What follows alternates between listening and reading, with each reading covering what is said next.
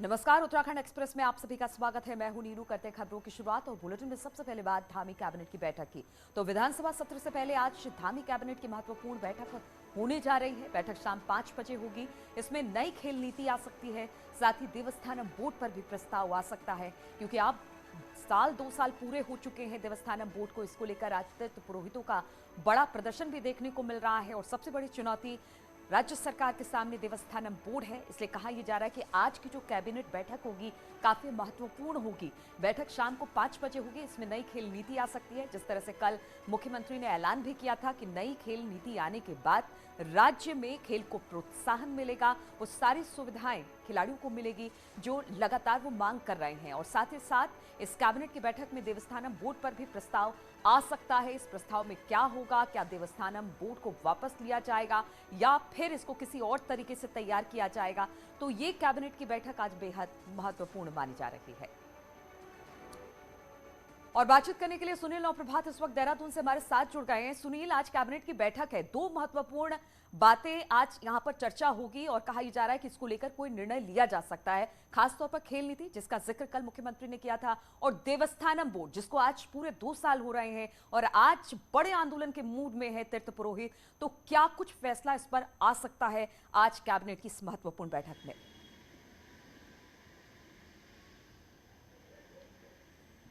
देखिए नीलू, खेल नीति को लेकर कल मुख्यमंत्री ने संकेत दिए हैं कि आज की कैबिनेट मीटिंग में आ सकता है और लंबे समय से राज्य में इसकी कवायद चल भी रही थी।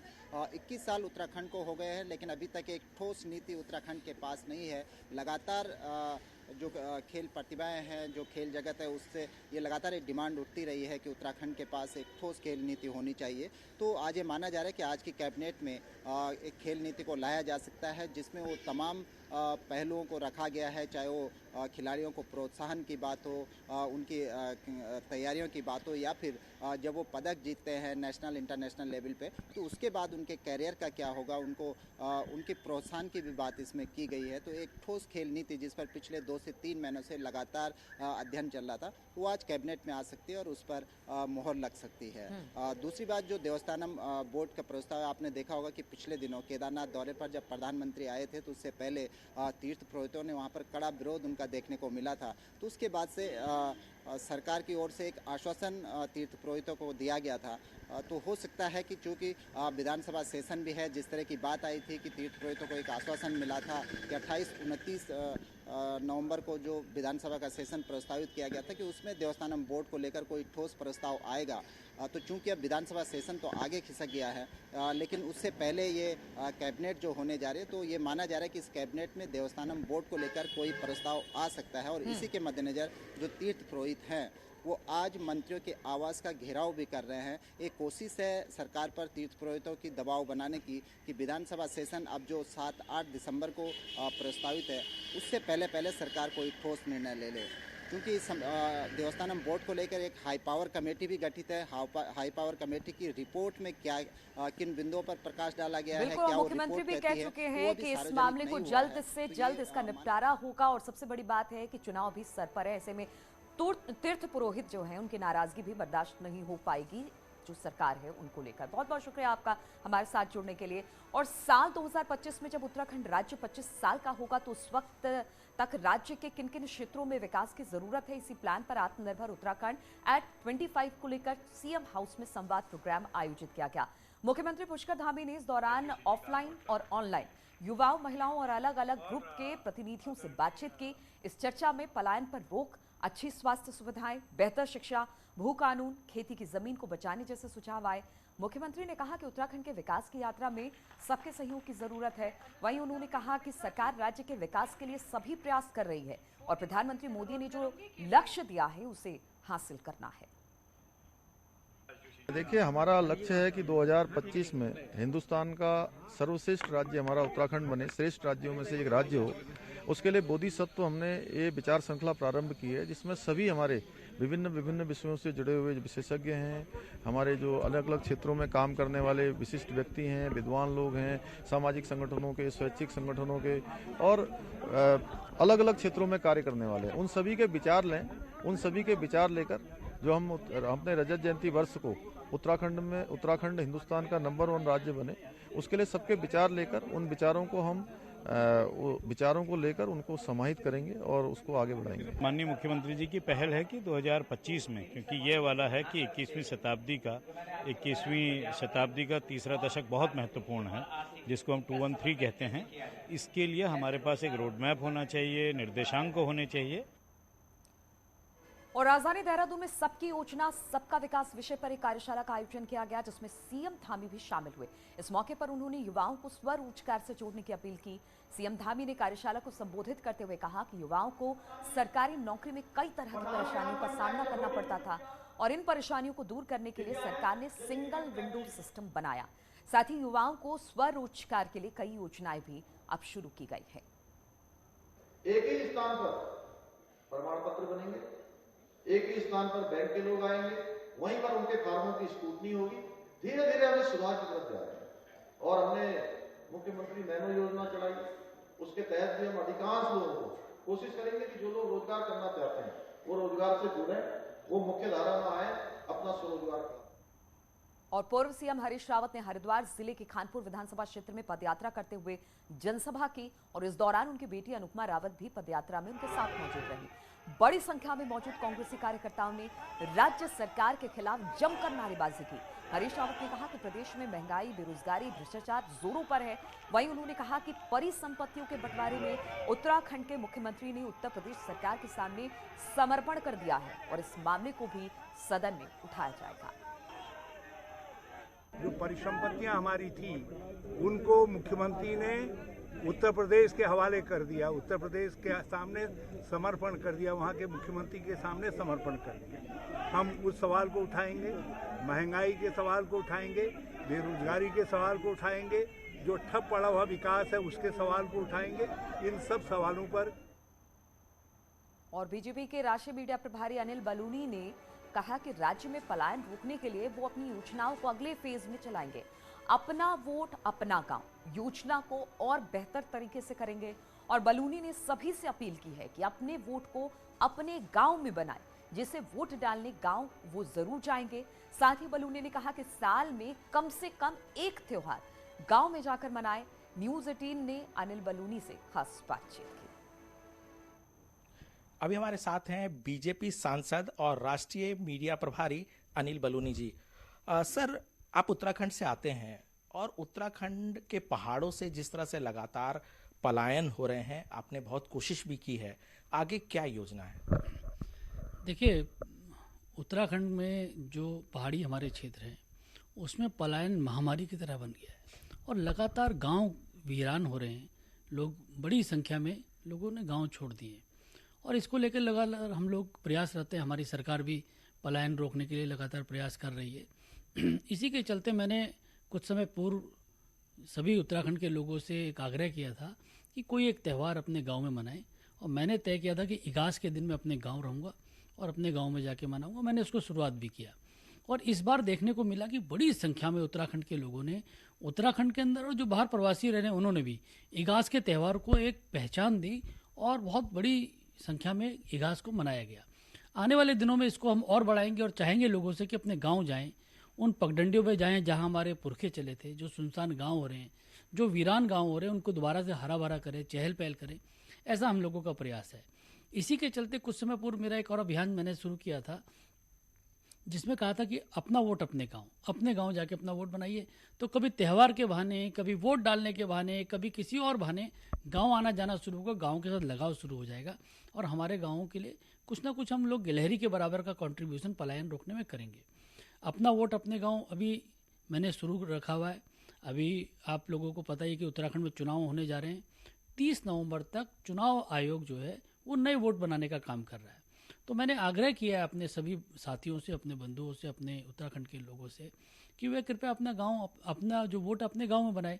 मैंने अपना जो वोट मेरा कोटद्वार शहर में था, मैंने अपने पैतृक गांव में कर दिया है और मैं सब लोगों से आग्रह कर रहा हूँ और आने वाले समय में अपने गांव के लोगों के साथ एक बैठक करने जा रहा हूँ कि वह सब लोग भी फॉर्म 6 भर के अपना वोट अपने गांव में बनाए और वोट डालने गांव जाएंगे। बड़े नाम हैं, हमने NSC डोभाल साहब हैं, CDS बिपिन रावत जी हैं, प्रसून जोशी जी हैं। मैं सब तमाम लोगों से मिला था, मैंने इस कंसेप्ट के बारे में बताया था। मैं फिर आने वाले समय में अब उत्तराखंड के जितने ही प्रबुद्धजन हैं, जितने हमारे सेलिब्रिटीज़ हैं उन सबसे आने वाले 5-7 दिनों के अंदर बातचीत करूंगा, क्योंकि वो सब करेंगे तो बाकी लोग भी उनको फॉलो करेंगे। तो आने वाले एक हफ्ते के अंदर मैं सभी जो प्रमुख लोग हैं उत्तराखंड के, उनसे ज़रूर आग्रह करूंगा कि वे अपना वोट अपने गांव बनाएं और इस मुहिम को सफल बनाएं। कैमरामैन प्रकाश के साथ अनूप गुप्ता, न्यूज़ 18 नेटवर्क, दिल्ली। और उत्तर प्रदेश और उत्तराखंड के बीच परिसंपत्तियों को लेकर हुए करार पर राजनीति अब तेज हो गई है। कांग्रेस इस मुद्दे को अब राजभवन से लेकर कोर्ट तक ले जाने की तैयारी में है।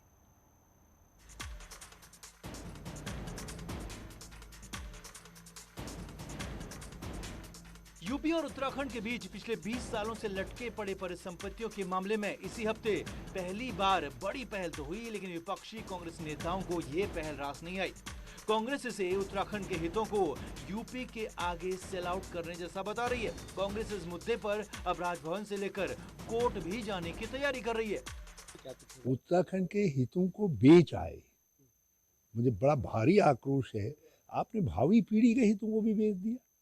टिहरी डैम, अरे कोर्ट से हम जीते रहे और आप कह रहे हैं कि हम मुकदमे सब वापस ले लेंगे। रोडवेज के जो 700 करोड़ रुपए रोडवेज को मिलने थे उसको 200 करोड़ में सेटल करके आए। टिहरी डैम जिस पर हमारा अधिकार स्थापित होने वाला था कोर्ट में, उन कोर्ट के केसों को वापस लेने की बात की। उन्होंने उत्तराखंड के हितों के साथ घोर अन्याय किया है, अनदेखी की है, और वो इस रूप में हम उन्हें कभी माफ नहीं कर सकते। उत्तराखंड का व्यक्ति उन्हें कभी माफ नहीं कर सकता। दूसरी ओर राज्य आंदोलनकारी रहे बीजेपी के विधायक विनोद चमोली का कहना है कि बीजेपी की इस उपलब्धि से कांग्रेस घबरा गई है, क्योंकि सीएम तो हरीश रावत भी थे, लेकिन वो अपने कार्यकाल में कुछ नहीं कर पाए। देखिए, हरीश रावत जी को भी मौका मिला था और उस दौरान ये कुछ कर नहीं पाए। त्रिवेंद्र जी के समय से जो नेगोशिएशन स्टार्ट हुए वो आज फाइनल स्टेज पे आए हैं, तो कहीं न कहीं उनको ये भय दिख रहा है कि परिसंपत्तियों को बंटवारे को लेकर जो भाजपा के साथ उपलब्धि जुड़ने वाली है, कैसे ऐसे एक भ्रम फैलाएं कि लोग उसमें गुमराह हों। और चुनावी सीजन है, इसलिए सियासत हर मुद्दे पर होगी, लेकिन सच तो यही है कि परिसंपत्ति विवाद सिर्फ एक मुद्दा पर नहीं है, ये राज्य की भावनाओं से भी जुड़ा है, जिस पर फूंक फूंक कर कदम रखना ही होगा। देहरादून से न्यूज़ 18 के लिए सुनील नवप्रभात की रिपोर्ट। और पतंजलि योगपीठ ने कोरोना की दवाई कोरोनिल लॉन्च की है और अब इसे विश्व बिरादरी का सम्मान मिला। जड़ी बूटी और आयुर्वेद के अनुसंधान के क्षेत्र में प्रसिद्ध जर्मनी के विली फाउंडेशन ने जनरल में कोरोनिल को पहले पेज में जगह दी है।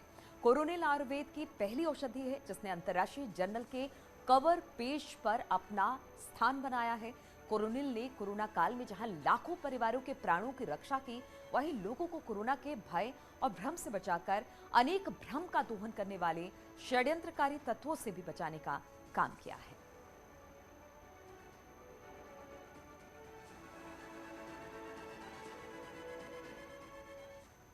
और रुकेंगे आप छोटे से ब्रेक के लिए, फौरन हाजिर होते हैं।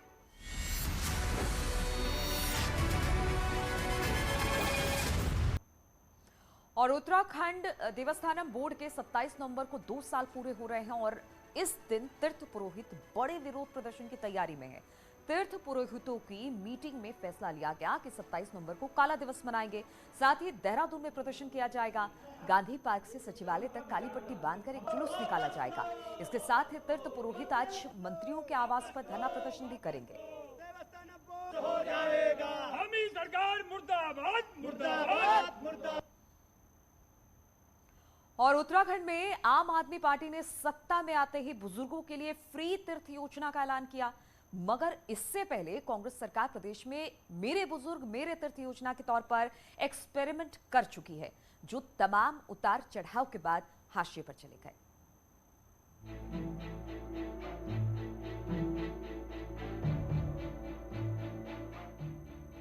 हरीश रावत सरकार ने केदारनाथ आपदा के बाद साल 2014 में मेरे बुजुर्ग मेरे तीर्थ योजना शुरू की थी, जिसमें 65 साल से ऊपर के बुजुर्गों को बद्रीनाथ गंगोत्री की निःशुल्क यात्रा कराई जाती थी।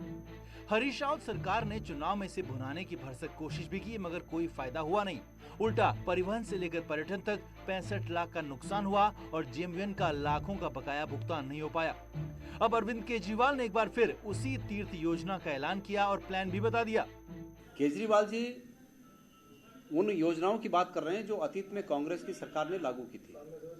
मेरे तीर्थ, मेरे बुजुर्ग मेरे तीर्थ, और इसके अलावा जब तक रोजगार न दे पाए तब तक बेरोजगारी भत्ता, ये तो कांग्रेस की बातें हैं।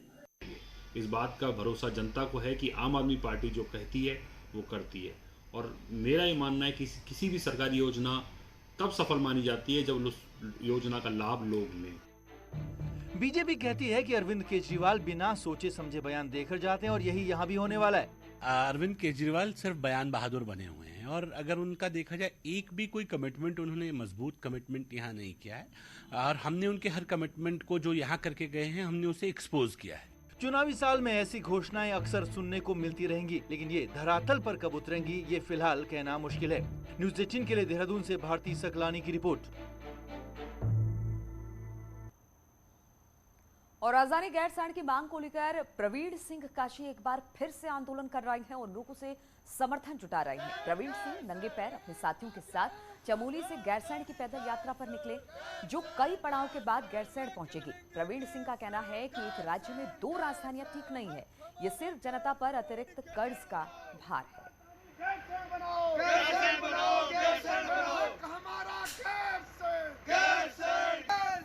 गैरसैंण स्थायी राजधानी को लेकर के नंगे पांव पद यात्रा हम 10 साथी जो है और जगह जगह पे तमाम साथी जो जुड़ते जा रहे हैं और कारवां बन रहा है, हम लोग इसी निवेदन के साथ चल रहे हैं कि एक राज्य में दो राजधानी नहीं होनी चाहिए, एक राज्य में एक राजधानी हो।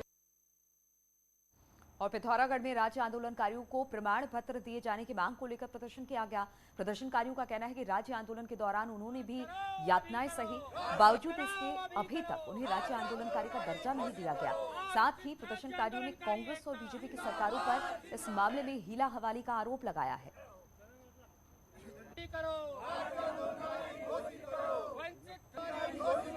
जिन लोगों ने राज्य आंदोलन में अहम भूमिका निभाई थी, उनमें से कई हमारे भाई राज्य आंदोलनकारी चिन्हीकरण से छूट गए हैं। हम लंबे समय से राज्य आंदोलनकारियों के चिन्हीकरण की बात कर रहे हैं, लेकिन कोई भी सरकार, चाहे वो भाजपा की हो चाहे कांग्रेस की हो, उनके कानों में आज तक जू नहीं रहेंगी है। और राजकीय स्पोर्ट्स स्टेडियम कोटद्वार में इन दिनों खिलाड़ियों के भविष्य और उनकी सेहत के साथ खिलवाड़ किया जा रहा है। दरअसल कोरोना काल में कोटद्वार स्टेडियम के हॉस्टल की मेस को बंद कर दिया गया।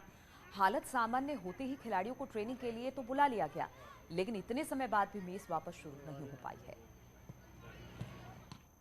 तो इन तमाम खबरों के साथ इस बुलेटिन में फिलहाल इतना ही। रुकेंगे छोटे से ब्रेक के लिए, लेकिन ब्रेक के बाद भी लगातार खबरों का सिलसिला यहाँ जारी है।